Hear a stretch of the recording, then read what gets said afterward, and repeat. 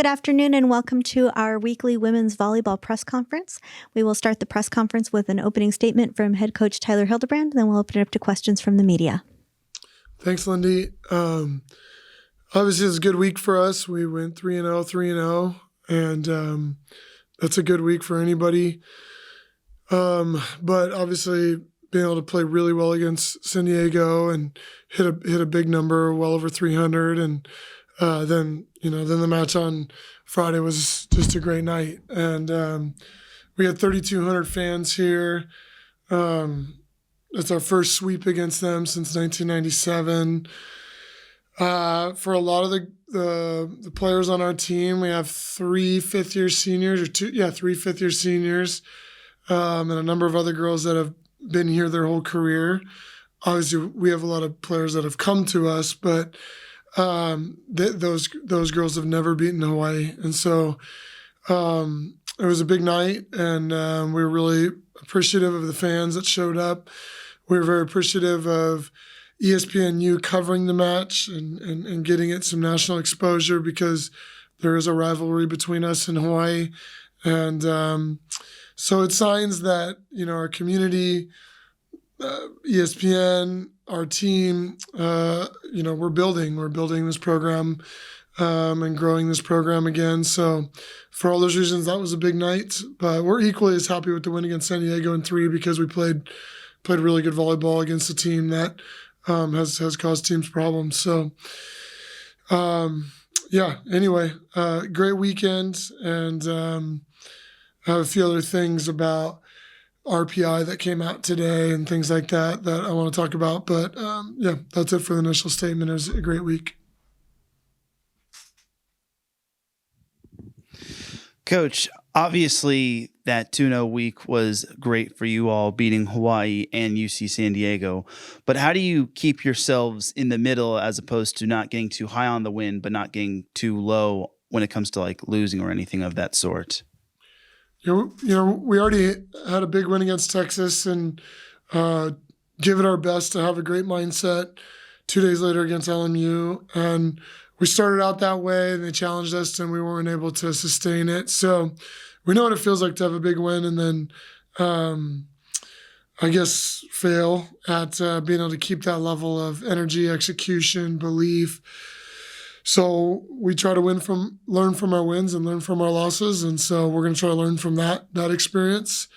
We had a big win against Indiana, and I felt like Washington and UCLA felt similar to Cal Poly and Santa Barbara. I think all fairly comparable teams. Maybe UCLA is the best team out of those, but all fairly comparable teams that obviously a lot of those sets were close and all 4 setters, and Cal Poly is 5-setter, and it felt like we just weren't at the same level of doing the small things, which we call the bigger things, and being able to make those plays that we have to do. As we talked about, we have to do a lot of things to win points, and when we're missing some of those, the score doesn't go our way. And I think those 4 matches are evidence of that. And so that happened after Indiana. I think that happened against LMU. So we're going to try to learn from that and stay on the things that make us great. So, which are serving, digging, transitioning in an offense, and doing all the little things like picking up tips and getting into our quick spots, getting back to base, communication, not having communication errors or taking care of the ball. So we did that really well this week, and when we do that, we're a tough team to beat. So we stay focused on that. We can't control having a big win and then the natural emotional highs and lows that you're talking about, Taryn. But so we're going to try to handle this week the same way we've been trying to handle every match in those areas. Well, Coach, you mentioned RPI. Might as well get to it. I see that Long Beach State is now at 31. UC Santa Barbara right behind at 33. Hawaii at 50 now. What were your thoughts on the RPI for NCAA women's volleyball? I was surprised that we were 31. I thought we'd be a little bit higher, or not better than 31. I thought we would be lower than 31. But your first thought is like, oh man, we've had a couple close games that we'd want back, to who knows? We could have been in the low 20s or something. But second thought was, if we were full strength at any point this season, what would it be? And those are all bad thoughts for a head coach, and those are all bad knee-jerk reactions. But as a competitor, you always think those things initially. So the big one is being healthy. I mean, if it's been tough that we have still to this day, we're not even close to healthy, and that's challenging for us. And so, but the third thing, once I went away from the bad head coach thoughts, was like, hey, and we talked to the girls about it, but when I got the job, we were 178th in RPI. And again, that's after we went 6-2 to end the season. So, or they went 6-2 to end the season. And so to go from 178th to 31st, which is, if I do my math right, that's pretty much exactly a 6x increase. There's certainly no team in the country that's even close to that. Probably not even a 4x increase in a year. So it's a big deal. It's a big deal that we've had players come in, and a lot of players from out of state, a lot of players transferring. We've had great our coaching staff has been great. Our fan base has been great. And so it's a pretty big deal. And I think for us, we have a goal to prepare all year to play a home tournament for the AQ. But there's another way to get in, which is to get in on your own. And so it's something that we need to make sure, because sometimes it's hard in conference. It's happened in the Big Ten too. You get wins and your RPI would go down. It's obviously an algorithm that is fair, but so I don't know if we're going to stay at 31, even if we win. It all depends on how a number of teams like Indiana and Texas and Arizona and and New Mexico State, some of the higher RPI teams we've played and beaten do, Hawaii. But if we stay in that range, then we're going to have it's going to be hard for someone to say, hey, there's 34 teams that we're going to pick over you from RPI. But obviously we have a ton of work to do in our conference. We have to win matches, and we have to also just not get caught up in that at all. I mean, our team, we're not going to talk about that stuff at all, other than we congratulated our women on a 6x increase in RPI in less than a year and a half. I don't know how many teams have ever done that in the history of since RPIs came out. That's a short amount of time to go 6x. And I'm not talking go from 6 to 1. I'm talking about a significant 6x increase.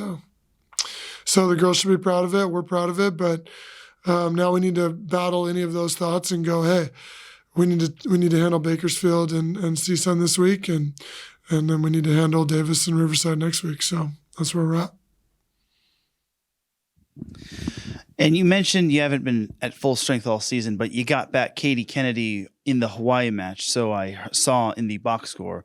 What can you say about having her back, and how big is that, having one of your veteran players back in the starting lineup or in the starting rotation? Great question, Taryn. Having Katie just in anything she ever does in life is going to bring the level up of whoever she's around, her family, whatever she chooses to do with her profession, and obviously certainly on the court or off the court with us all the time. Talked about Katie a lot, but she's a really, really, really special person and obviously a special player. She's been all conference first or second team in every single season she's played, and that includes beach. So that's a big deal. So it helps to have Katie back, but Ella hit 600 the night before and has done a great job as a freshman. And we have 4 good middles. Ree's out now again, and that's unfortunate. But we hope to get her back soon. But we have the other 3 that have played the most. They're good middles. They're all good, and so Ella's done a great job. We were not planning on playing Katie in that match, but we had prepped. I think I said it last time, but we were trying to get Katie to deal with what she had going on by resting her, and trying to see if she could play. But then she kind of had to ramp up. That was a good idea, but it just seemed like it wasn't getting any better. So we had to shut her down full shut her down for almost 2 weeks, basically. And with the hopes of she would be ready to play against Hawaii. And I said it last time, it wouldn't have mattered whether it was Hawaii on Thursday and San Diego on Friday. we just wanted to plan to get her back by the very, very end of the week. And she was ready, but we weren't necessarily wanting to push it. And Ella wasn't playing bad, but we needed a little bit of lift in that second set. And so it was huge for us. Katie made Zayna set her like 3 balls right away. And I was like, hey, Zayna, she hasn't played volleyball in 2 weeks, so we don't need to get her going, And she was like, yeah, I know. Okay, cool. So we let Katie work into the match a little bit. And she ended up having a hugely clutch kill at 24-23 down in the second set. We set her a long distance slide and she killed it. And then she got going and made a bunch of great touches and did what she does. And it's huge, Taryn. It's huge to have Katie, but it's huge when we got Natalie back after a week and a half. It's huge when we got Cam back after a week. It's huge that we now have Hannah back because we really needed her last week and she couldn't play because our outsides just struggled a little bit against Santa Barbara. So it seems like every time we get someone that has an impact for us back, it's huge. And we need that. We need to get healthy. One person that's been pretty much consistent throughout the year that just seems to have really risen, at least in the back row, is Nicole Hoff. She's been playing really, really big digs in the Hawaii match and whatnot. Can you talk about her growth, being in middle back now and just being able to get a lot of balls up? Yeah, so happy for Nikki. I mean, the libero competition on our team since the day I got here is I lose sleep at night because we had 4 last year, we have 4 this year that are all, comparable and good. And you guys haven't seen Sarah Vellucci play our freshman, but she's gonna have an unbelievable career here for us. She's really talented and really good. And so we have 4 again this year. And so Nikki not, Savannah barely edging her out there. And then all of a sudden, okay, Nick, now come play middle back, which she hasn't played much. And you could tell she wasn't quite, it's a lot different to play middle back and left back. And she, I wouldn't say struggled, but she wasn't what she's been the last couple of weeks in middle back, to your point, Matt. And to see her start to get comfortable back there. And she's also been passing better and better and better all year. Her passing numbers were good at the beginning of the year, and they've just gone like this every week. So just so happy for her. This is her last year with us. She couldn't ask for a better teammate, a better leader, a better person. She's one of those that as a coach, coaching her for 2 years, I'm going to miss her just being around and being a part of this and miss her on the court. It's going to be tough when our seniors leave this year. They're special, and she's one of them. And so I'm happy that she didn't play much last year, and she's getting to play and excelling and starting to really, really find comfortability in middle back. And then also going on the road. You've had a pretty good homestand, of course, but what's kind of the focus for the team to now have fans that will be cheering against them throughout this road trip, and a pretty extended one in a way? Yeah, for us, I think our average is probably just under 2,000 or around 2,000 right now,